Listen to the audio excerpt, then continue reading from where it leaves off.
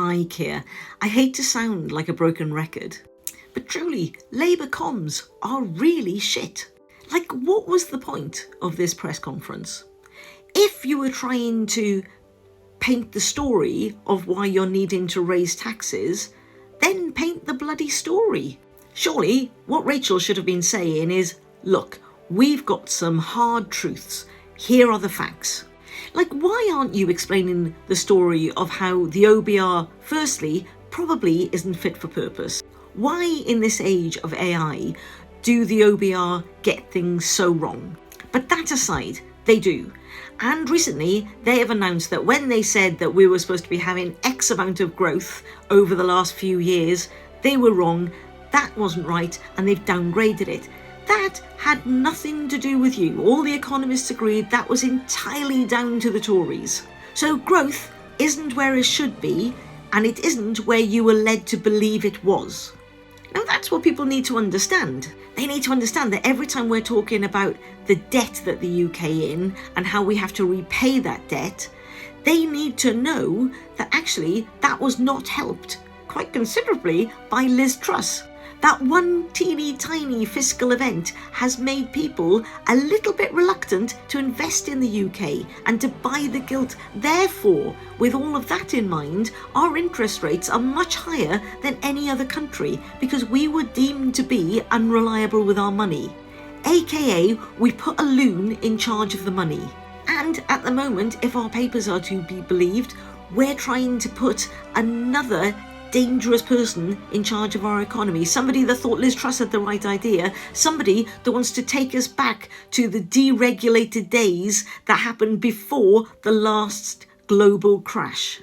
Like, explain how the Tories, having already crashed the economy and having already borrowed so much money, so much more than we needed, and mismanaged all of our finances during COVID, how when they were desperate for votes, they essentially gave away more money by giving everybody a national insurance cut that we couldn't afford.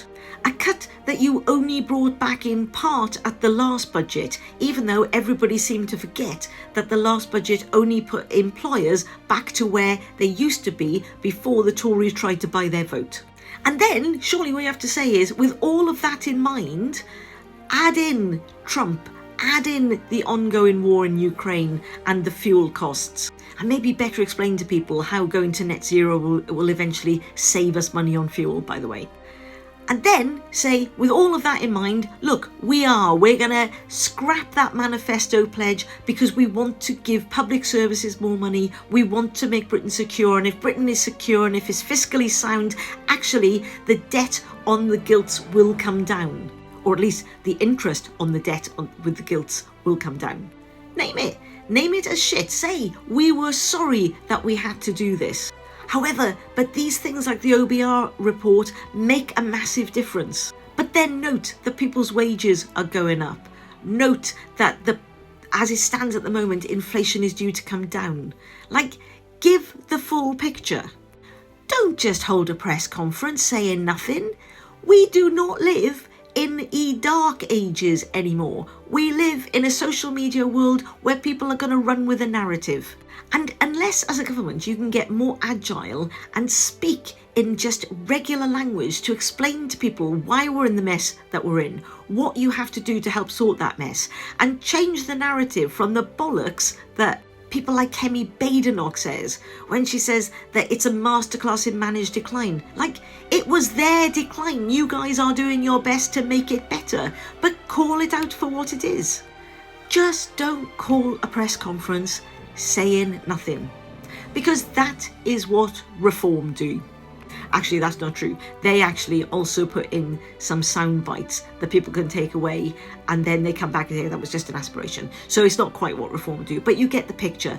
Be meaningful, be authentic in your communication with the British public. Thank you, as you were.